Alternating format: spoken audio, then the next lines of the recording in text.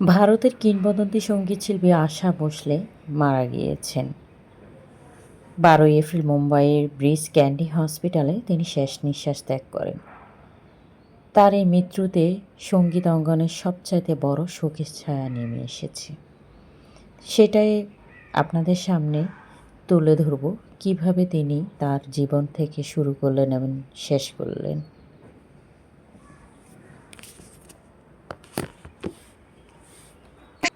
নক্ষত্র আজ চিরতরে নিভে গেল। প্রয়াত কিংবদন্তি সঙ্গীত শিল্পী আশা ভোসলে। তার কণ্ঠ দিয়েই তিনি পৌঁছে গিয়েছিলেন সঙ্গীতের সর্বোচ্চ শিখরে। হাজার হাজার গান, অগণিত স্মৃতি। তিনি শুধু একজন গায়িকা নন, তিনি এক ইতিহাস।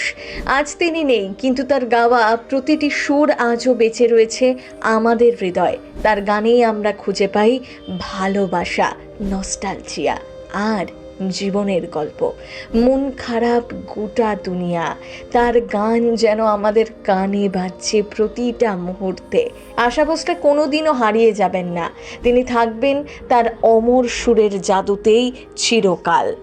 মন কিউ বেহকা রে বেহকা। আশার জন্ম হয়েছিল সঙ্গীত জগতের এক পরিবারে। তার বাবা দীননাথ মঙ্গেশকর ছিলেন একজন খ্যাতনামা সঙ্গীত শিল্পী, নাট্য ব্যক্তিত্ব। ছোটবেলা থেকে গান ছিল তার জীবনের অংশ, কিন্তু খুব অল্প বয়সেই বাবাকে হারাতে হয়, আর সেখান থেকেই শুরু হয় কঠিন লড়াই। পরিবারের দায়িত্ব কাঁধে এসে পড়ে ছোট্ট আশার। সংসার চালাতে বাধ্য হয়ে খুব অল্প বয়সে গান গাওয়া শুরু করেন। বড় বোন লতা মঙ্গেশকরের সাথে তিনিও ধীরে ধীরে ঢুকে পড়েন বলিউডের প্লেব্যাক জগতে। তবে শুরুটা একেবারেই সহজ ছিল না। প্রথম দিকে তাকে মূলত বি গ্রেড সিনেমার গান গাইতে দেওয়া হতো। বড় সুযোগ আসতে সময় লেগেছে অনেক, কিন্তু নিজের প্রতিভা আর অদম্য জেদের জোরে ধীরে ধীরে নিজের জায়গা তৈরি করে নেন। আশার জীবনে বড় মোড় আসে যখন তিনি কাজ শুরু করেন সঙ্গীত পরিচালক আর.ডি. বর্মনের সাথে।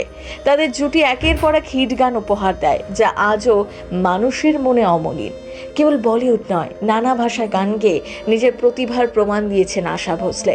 রোম্যান্টিক, কাব্যিক, ক্লাসিক্যাল, পপ সব ধরনের গানেই তিনি ছিলেন সমান সাবলীল। তার কণ্ঠের বৈচিত্র্য তাকে আলাদা করে তুলেছে। একটার পর একটা সুপারহিট গান, দম মারো দম, পিয়া তু আব তো আজা, আজও যেন কানে বাজছে, মানুষের মুখে মুখে ফেরে। রোমান্টিক, ক্যাবারে, ক্লাসিক্যাল সব ধারাতেই তিনি সমানভাবে সাবলীল। ব্যক্তিগত জীবনও কম ঝড় আসেনি।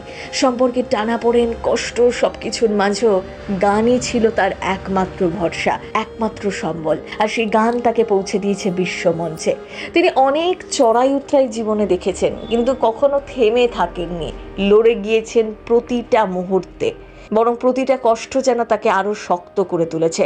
92 বছর বয়সেও তার নাম শুনলেই মনে পড়ে যায় অসংখ্য কালজয়ী গান।